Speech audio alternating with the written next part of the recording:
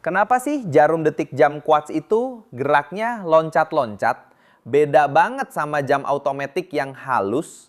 Apakah itu tanda jamnya murah atau justru teknologi yang berbeda? Halo sahabat PGJ Watches, kembali lagi bersama saya Spinky Wijaya Kusuma. Di video kali ini kita akan bahas satu hal yang sangat sering dilihat tapi jarang benar-benar dipahami, yaitu kenapa jarum detik pada jam quartz bergerak patah-patah atau yang biasa kita sebut ticking. Banyak orang mengira ini tanda jam murah, padahal jawabannya jauh lebih menarik dari itu. Dan setelah video ini, cara kalian melihat jam tangan bisa langsung berubah.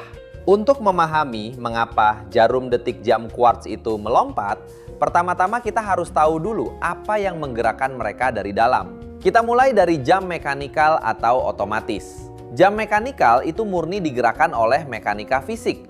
Di dalamnya ada pegas utama atau mainspring yang menyimpan energi saat kalian putar. Energi ini kemudian dilepaskan secara konstan dan diatur oleh komponen bernama balance wheel dan escapement. Mesin ini membagi satu detik menjadi beberapa ketukan kecil. Bisa 6, 8, bahkan 10 kali ketukan dalam satu detik. Karena ketukannya sangat cepat dan rapat, mata kita melihat jarum detiknya berjalan mengalir dengan sangat halus atau sweeping. Nah, sekarang bagaimana dengan jam quartz? Jam quartz memiliki cara kerja yang sepenuhnya berbeda. Jantung pertahanan jam ini bukan lagi pegas baja, melainkan kolaborasi antara baterai, sirkuit elektronik, dan sebuah kristal kuarsa kecil berbentuk garpu tala yang ukurannya sangat mikro. Disinilah keajaiban sainsnya dimulai. Ketika baterai mengirimkan arus listrik ke kristal kuarsa tersebut, kristal itu akan bergetar. Dan tidak main-main, kristal kuarsa ini bergetar sebanyak 32.768 kali dalam satu detik. Angka yang luar biasa tinggi dan sangat konsisten. Lalu, apa tugas sirkuit elektroniknya? Sirkuit ini bertindak seperti seorang akuntan atau penghitung yang sangat teliti. Dia bertugas menghitung getaran kristal tersebut. Pada momen tepat satu detik itu, sirkuit akan mengirimkan satu denyut atau sinyal listrik tunggal ke sebuah motor listrik kecil di dalamnya, yang biasa disebut stepping motor. Stepping motor inilah yang menerima sinyal tersebut, lalu menggerakkan roda gigi untuk memajukan jarum detik tepat satu langkah ke depan. Lalu dia diam, menunggu sirkuit menghitung 32.768 getaran berikutnya untuk melompat lagi. Sekarang pertanyaannya, mengapa para insinyur horologi mendesainnya harus menunggu satu detik sekali? Mengapa tidak dibuat mengalir saja? Jawabannya adalah efisiensi energi. Bayangkan jika sirkuit harus mengirimkan sinyal listrik tanpa henti setiap milidetik agar jarumnya bergerak mulus. Energi baterai kecil di dalam jam tangan kalian akan terkuras habis dengan sangat cepat. Mungkin jam kalian hanya bertahan beberapa minggu saja. Dengan membuat sistem melompat tepat satu detik sekali, jam tangan quartz kalian bisa hidup dengan akurat selama 2, 3, bahkan hingga 5 tahun tanpa perlu ganti baterai. Sebuah solusi rekayasa teknik yang sangat pintar, bukan? Menariknya, tidak semua quartz itu memiliki gerakan patah-patah yang khas. Seiring perkembangan teknologi, muncul berbagai inovasi quartz yang lebih advance dan mampu menghasilkan pergerakan jarum detik yang jauh lebih halus. Salah satu contohnya adalah high frequency quartz yang bekerja dengan frekuensi lebih tinggi sehingga mampu menggerakkan jarum dalam beberapa langkah per detik, menciptakan ilusi gerakan yang lebih smooth.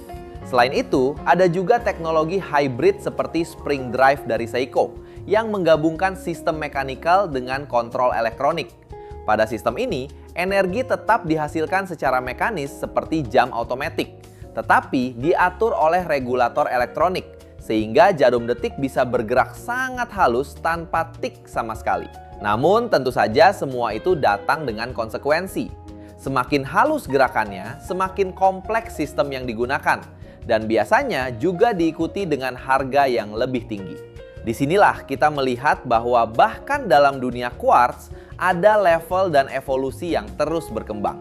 Di titik ini kita bisa melihat bahwa setiap movement memiliki karakter dan filosofi yang berbeda. Quartz unggul dalam hal akurasi dan kepraktisan karena dirancang untuk memberikan waktu yang presisi dengan perawatan minimal. Sementara itu, Automatic menawarkan sesuatu yang lebih dari sekedar fungsi, yaitu pengalaman mekanikal dan craftsmanship yang tidak terlihat dari luar, tetapi terasa dalam setiap pergerakannya. Perbedaan ini sebenarnya bukan tentang mana yang lebih baik, melainkan tentang pendekatan yang berbeda dalam mengukur waktu. Quartz fokus pada efisiensi dan teknologi, sedangkan Automatic lebih menekankan pada tradisi dan seni watchmaking. Dan pada akhirnya, gerakan jarum detik yang kita lihat di permukaan hanyalah refleksi dari apa yang terjadi di dalam.